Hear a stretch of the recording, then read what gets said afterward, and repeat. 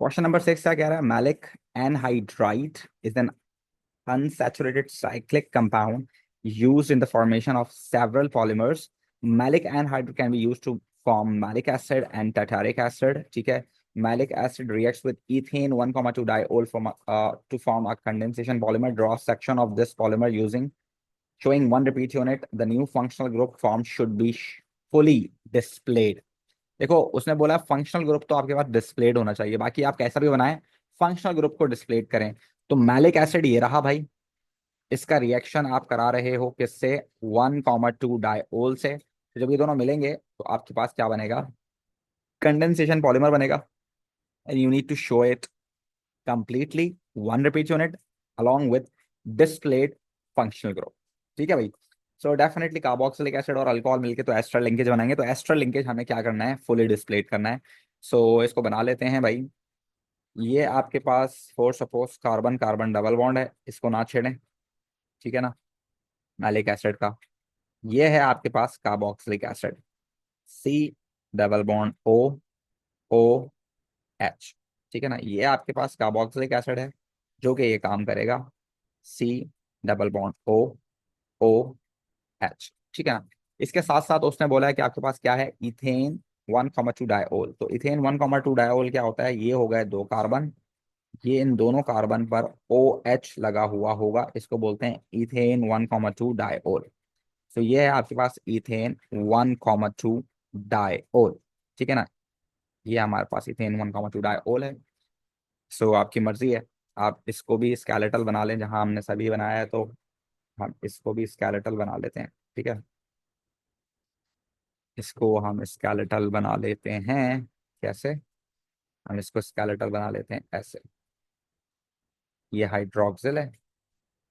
ठीक है ना, ये हुआ हमारे पास इथेन। ठीक है ना, ये हाइड्रोक्सिल है।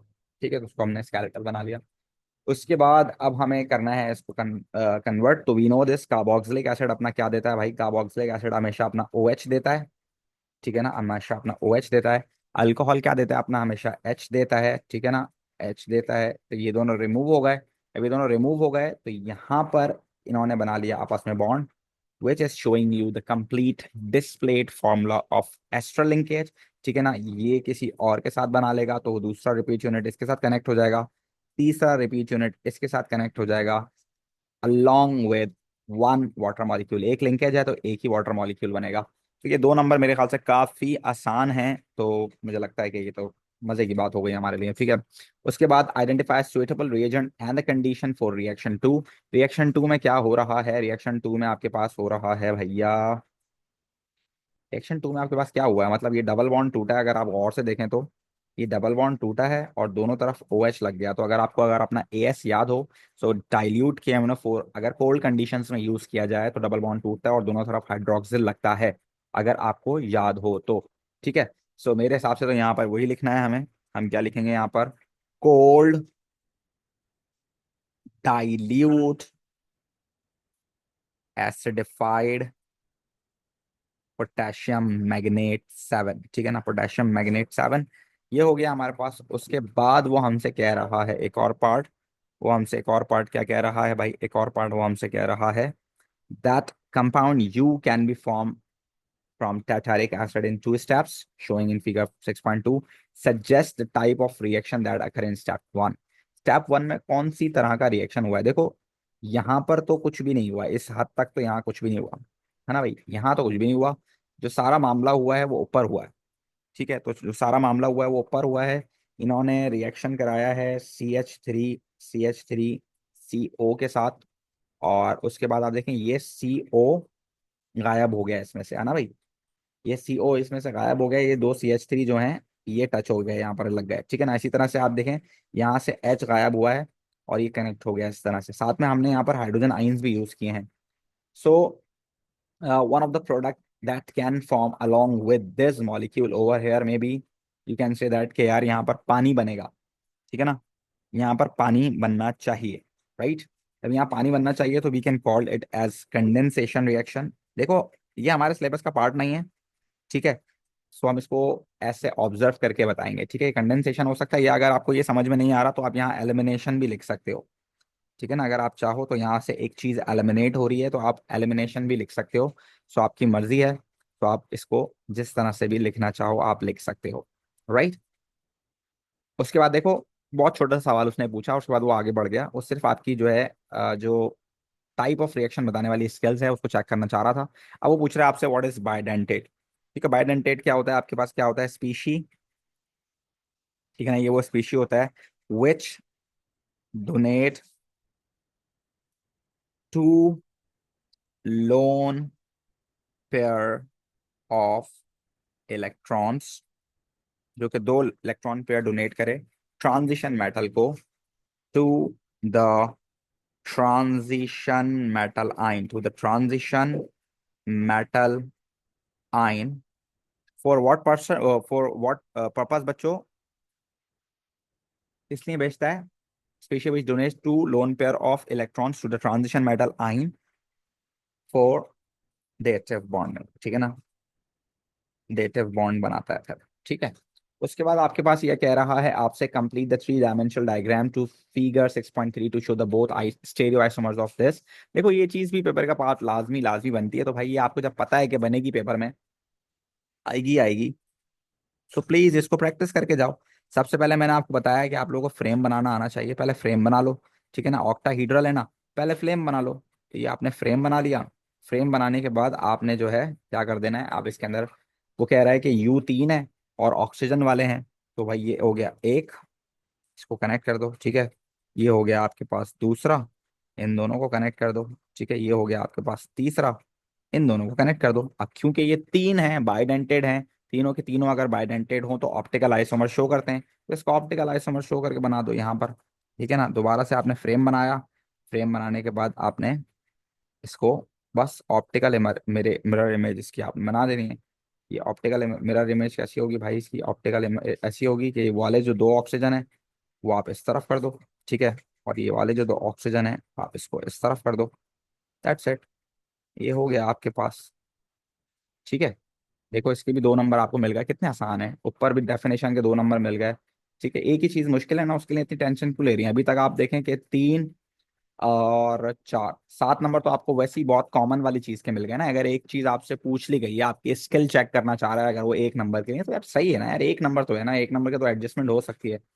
अब देखो यहाँ पर इसके साथ साथ 4 नंबर ये हैं और 2 नंबर ये हैं, 6 नंबर का NMR आपके पास आ गया। अगर आप इसको कर सकते हो तो बहुत अच्छी बात है, नहीं कर सकते हो तो कोई मसला नहीं है, स्टिल आपके पास बहुत सारे चांसेस और भी हैं जो कि आप मार्क्स ले सकते हो। ठीक है ना, तो अगर एक चीज आपको थोड़ा सा परेशान कर रही है उसके बावजूद भी आप इजीली बाकी चीजों में नंबर ले पा रहे हो, तो भी अच्छी बात है ना यार, क्या मसला है इसमें। चलो देखो ये भी आसान है, लेट्स सी।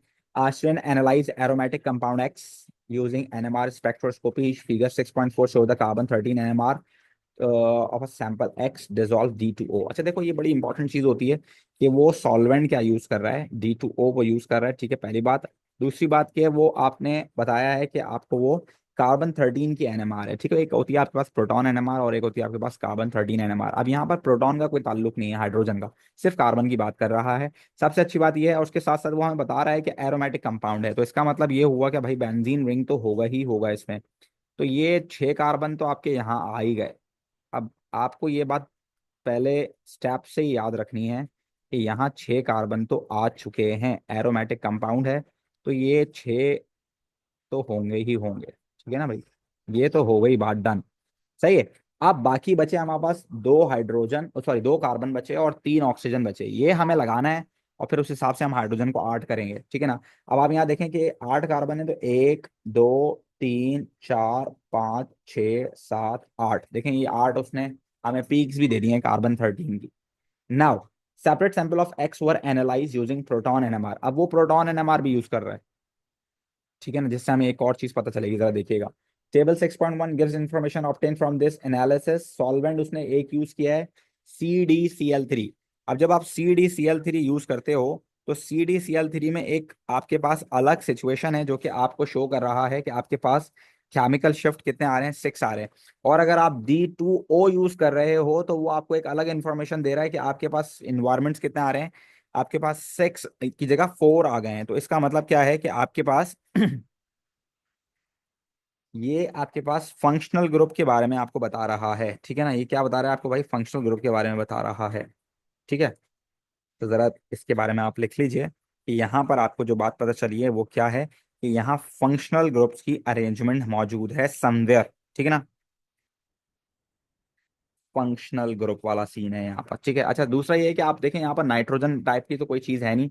सो आपको ये पता होना चाहिए कि नाइट्रोजन वाले जितने भी फंक्शनल ग्रुप्स होंगे वो डेफिनेटली हम उसको नहीं देखेंगे, ठीक है ना। ऊपर मॉलिक्यूलर फॉर्मूला गिवन है तो उसको हमने यूज करना है साथ साथ, ठीक है। आइए सवाल पढ़ते हैं, क्या लिखा हुआ, identify the number of different carbon environments present in x. X के अंदर कितने एनवायरमेंट्स मौजूद हैं भाई, आप देख सकते हैं एक्स के अंदर आपके पास टोटल 8 कार्बन है, और ऊपर ऊपर पीक्स भी आप देखें 8 आ रही हैं, तो आप सिंपल यहाँ 8 लिख सकते हैं, ठीक है ना। 8 आ गए आपके पास। अच्छा, ये 8 जो होंगे वो ऐसे 8 होंगे जैसे फॉर सपोज एक कार्बन है ना, इस कार्बन के ऊपर अगर दो एक जैसी ब्रांचेस लगी हुई हैं, अगर ये दो एक जैसी ब्रांचेस लगी हुई हैं तो भाई ये वाले जो दो ब्रांचेस है ना, 1 और 2, ये दोनों एक ही कंसीडर होती हैं। कंसीडर वन, आप कह लें कि they are going to be consider one peak या वन सिग्नल, ठीक है ना। तो इस तरह का कुछ उसमें नहीं है, ये उसके अंदर मौजूद नहीं है, तभी 8 के 8 कार्बन अलग अलग पीक शो कर रहे हैं, ठीक है भाई। ये बात आपने याद रखनी है, यानी कि वो सब अलग अलग है। Explain why X is dissolving due to O before obtaining its proton NMR spectrum. उसका प्रोटॉन एनएमआर स्पेक्ट्रम जो है, जो आपने लिया है, ठीक है, उसके लेने से पहले आपने उसको D2O में डिसॉल्व क्यों किया। देखो भाई, D2O में डिसॉल्व करने का मकसद ये है कि हमारे पास जो प्योरली जो एक्सपेरिमेंट हम कर रहे हैं वो हमारे पास कार्बन का स्ट्रक्चर बना के दे दे हमें पूरा, कि कार्बन का स्ट्रक्चर कितने कितने कार्बन की पीक यहाँ आ रही है, कार्बन किस तरह से लगे हुए हैं, 8 के 8 कार्बन की पीक आ रही है, 8 में से कोई एक आध दो कार्बन एक जैसे भी है, लाइक ये ऐसी ब्रांच तो नहीं है कहीं कोई। तो ये देखने के लिए हमने उसको D2O में डिसॉल्व किया। सो आप क्या लें, to obtain to obtain the carbon structure, to obtain the carbon structure and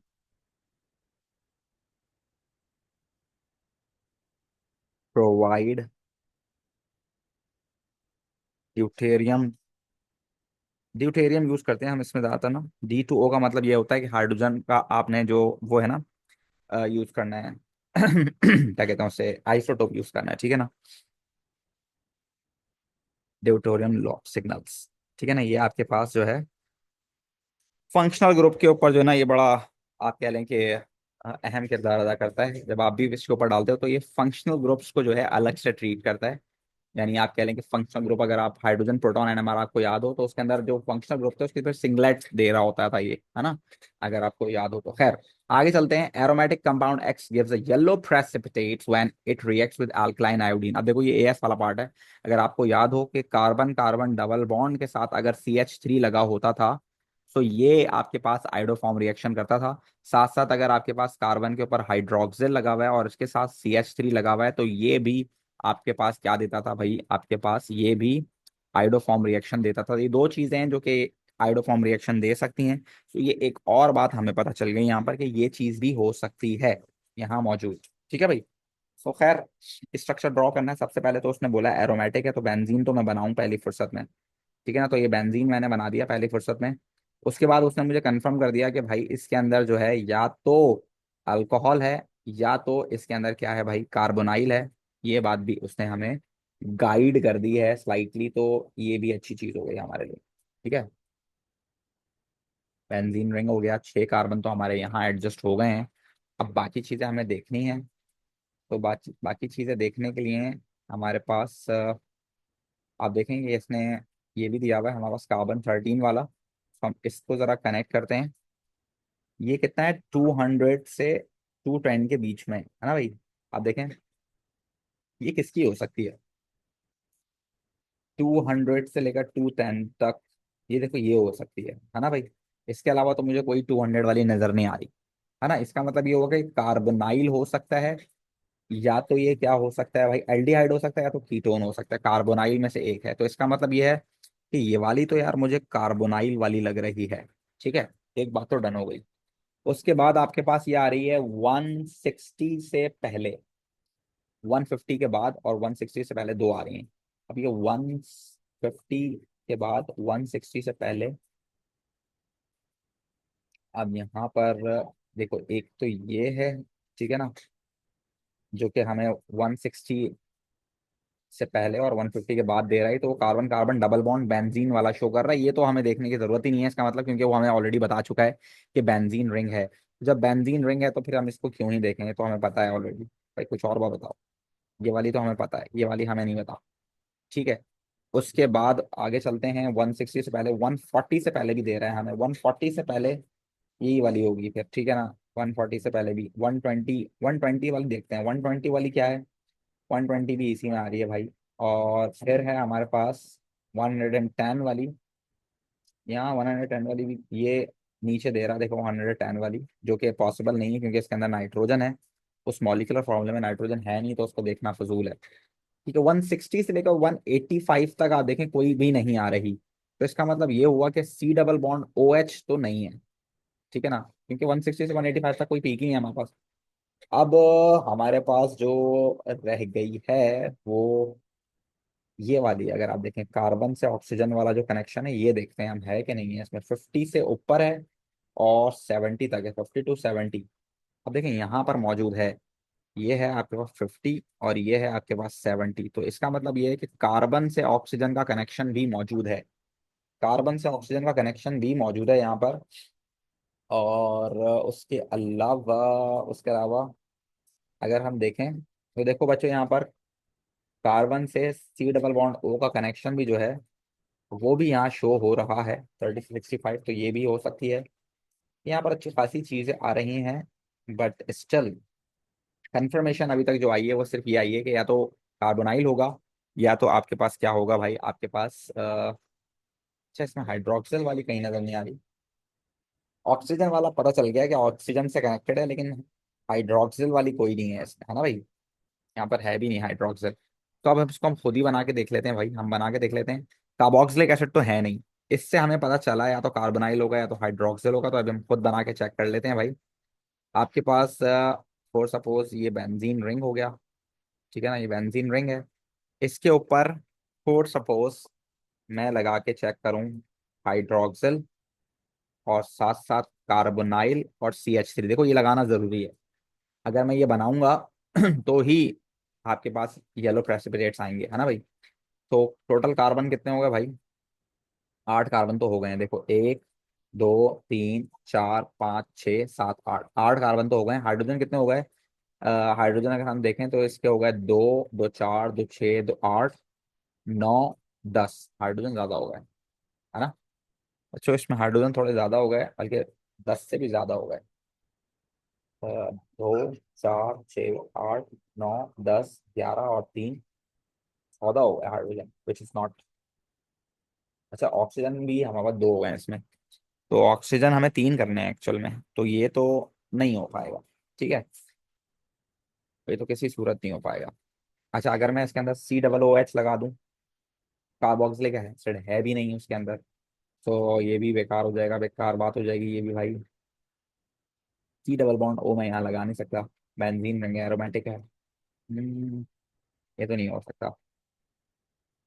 अच्छा जी, उसके अलावा क्या हो सकता है भाई, उसके अलावा हमारे पास ये हो सकता है कि हम OH लगा दें 2, ठीक है, और C double bond O CH3 लगा दें। ये हो सकता है क्या, अगर हम इसको काउंट करें तो 2 हाइड्रोजन, 2 हाइड्रोजन, 2 हाइड्रोजन, ये हो गए 6 और 2 8 और 3 11। हाइड्रोजन 8 है ना यार। ओहो मैं 2 क्यों लगा रहा हूँ यार, एक लगेगा ना। सॉरी, तुम लोग बता नहीं रहे हो मुझे। एक लगेगा ना, हाइड्रोजन में 2 2 लगा रहा हूँ। एक लगेगा ना, क्योंकि एक डबल बॉन्ड बना हुआ है, एक हाइड्रोजन यहाँ, एक हाइड्रोजन यहाँ, एक हाइड्रोजन यहाँ। तो ये कितने होगा भाई, 1 2 3 4 5 और 3 8, ये 8 हो गए। कार्बन कितने हैं, 1 2 3 4 5 6 7 8, 8 हाइड्रोजन हो गए, ठीक है। उसके साथ 1 2 3 4 5 और 3, 8 हाइड्रोजन भी हो गए। ऑक्सीजन भी 3 हो गए, यानी कि ये स्ट्रक्चर हो सकता है। अब इस स्ट्रक्चर को अगर हम देखें गौर से, तो ये वाला जो स्ट्रक्चर है, ये वाला जो पार्ट है, अगर हम देखें तो ये हमें अल्कलाइन आयोडीन का वो भी बता रहा है, ठीक है, ये डन हो गया। उसके साथ साथ ये वाली जो बात है, ये हमारे पास एरोमेटिक वाली बात भी डन हो गई, ये भी हो गया, ठीक है। उसके साथ साथ जो हमारे पास रेंज में आ रहा था, ये दो, देखो ये वाली बात भी कंफर्म हो गई, ये वाली बात भी कंफर्म हो गई। तो सारी बातें इस वाली चीज पे उतर रही हैं, तो मेरे हिसाब से स्ट्रक्चर फिर यही होगा आपके पास। ये स्ट्रक्चर हम बना लेते हैं, ठीक है भाई।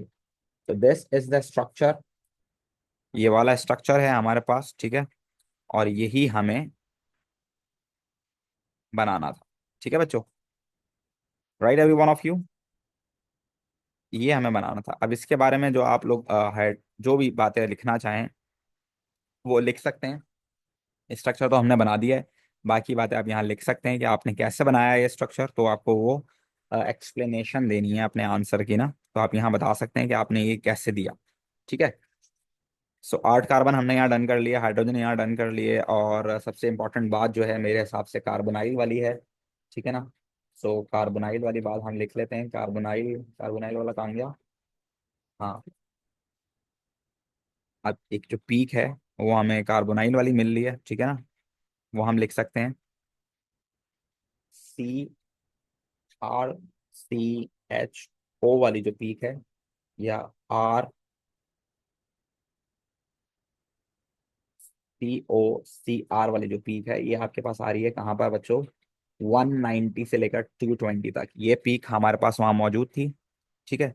उसके साथ साथ ये वाली जो पीक है, ये भी हमारे पास बड़ी इंपॉर्टेंट थी, ठीक है ना। और ये वाली पीक, ये वाली पीक ज़्यादा इंपॉर्टेंट है मेरे हिसाब से, है ना भाई। ये जो आपके पास COR वाली जो पीक है ना, ये ज़्यादा इंपॉर्टेंट है, देखें अगर आप इस वाले पीक के हिसाब से देखें, ये वाली जो हमने बनाई है, ठीक है। तो ये भी बड़ी इंपॉर्टेंट है, 30 से 65 वाली, ठीक है। उसके साथ साथ जो हमारे पास बेंजीन रिंग, तो खैर उसने बता ही दिया, तो उसकी एक्सप्लेनेशन देने का फायदा नहीं है, क्योंकि उसने हमें बता दिया है वो, ठीक है।